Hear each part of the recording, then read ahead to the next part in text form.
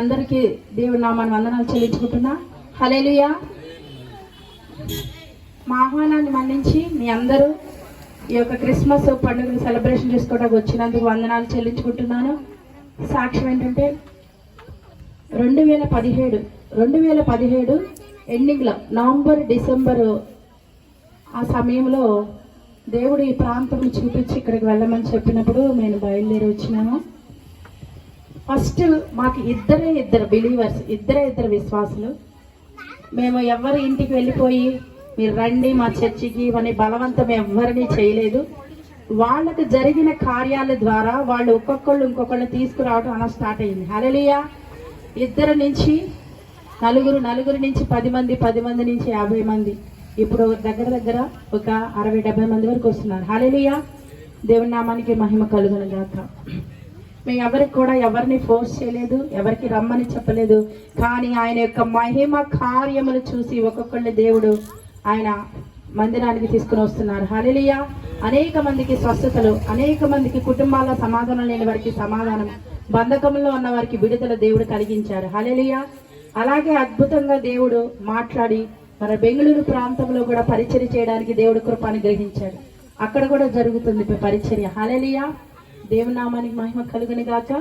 ఎన్నో అద్భుతాలని మా జీవితంలో అక్కడ పరిచయం చేసేటప్పుడు చుట్టుపక్కల వాళ్ళు మాతో మంచిగా మాట్లాడేవాళ్ళు. కానీ ఫస్ట్ మేము ఇద్దరు ముగ్గురితో స్టార్ట్ చేశానని చెప్పాను కదా, ఒక పాకలో స్టార్ట్ చేసినప్పుడు మాతో బాగానే మంచిగానే ఉండేవాళ్ళు. కానీ మా వెనకాల పెద్ద ప్లానింగ్ చేసి మమ్మల్ని అక్కడి నుంచి ఇక్కడ పంపించి వేయాలని చేశారు.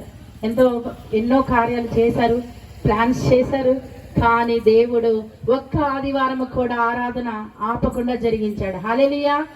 ఒక శుక్రవారము ఉపవాస ప్రార్థన జరుగుద్ది, ఆదివారం ఆరాధన జరుగుద్ది. ఎక్కడ కూడా ఆరాధన ఆపకుండా దేవుడు జరిపించారు. ఆయన మహిమ కార్యాలు జరిగించారు.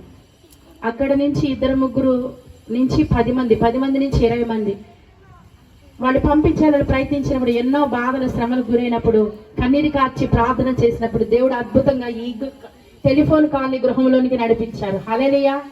ఇక్కడ కూడా మంచిగా ఆరాధన చేయడానికి చుట్టుపక్కల వాళ్ళు కూడా చాలా మంది మంచి వాళ్ళు, వారు మాకు సహకారంగా సమాధానంతో ఉండబట్టి మేము ఇక్కడ పరిచర్య చేయగలుగుతున్నాం.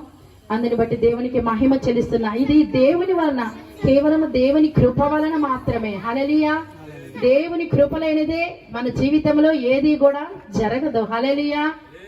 చాలా మందిని చూస్తున్నాం, ఎన్నో ఒక అసమాధానంగా గొడవలు అవుతూ పరిచర్య చేసి, కానీ దేవుడు మాకు ఎల్లప్పుడూ తోడుగా ఉండి ఆయన సమాధానముతో పరిచర్య చేయుటకు అందరితో ఆయన కృప అనుగ్రహించున్నాడు. ఆయనకే మహిమ కలుగును గాక.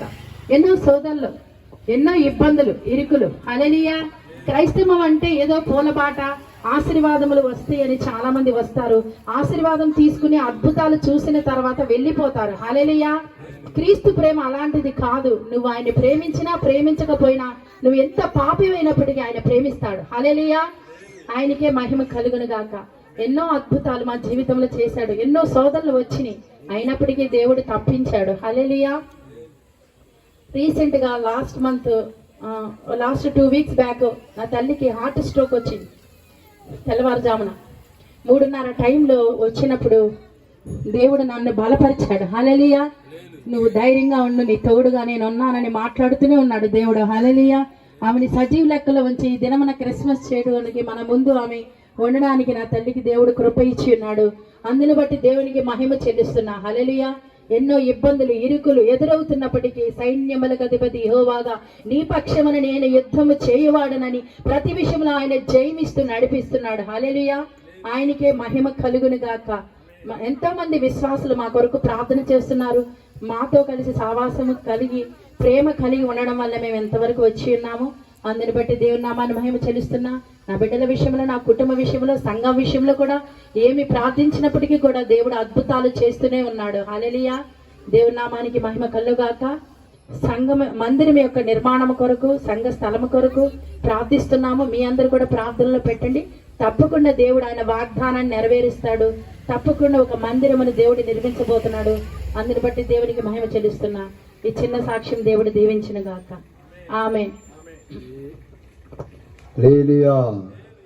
దేవుడి యొక్క ప్రాంతంలో టెలిఫోన్ కాలనీలో దేవుడు మమ్మల్ని తోడుకుని వచ్చి 4 సంవత్సరాలు పరిచర్య దేవుడు సాగిస్తుండగా అనేకమైన ఇబ్బందులు వచ్చినప్పటికీ దేవుని కృపచేత మమ్మల్ని బలపరుస్తూ దినదినం అభివృద్ధి పరుస్తూ సంఘాన్ని సియోనుకు నడిపించినట్లుగా ప్రతి ఒక్కరిని సంఘంలో స్థిరపరిచినట్లుగా దేవుడు మాకు ఆశీర్వాదం దయచేసి ఉన్నాడు. అలాగే ఈరోజు జరుపుకుంటున్న ఈ జన్మదిన సందర్భంలో యేసు ప్రభుకు అనేక పేర్లు ఉన్నాయంట.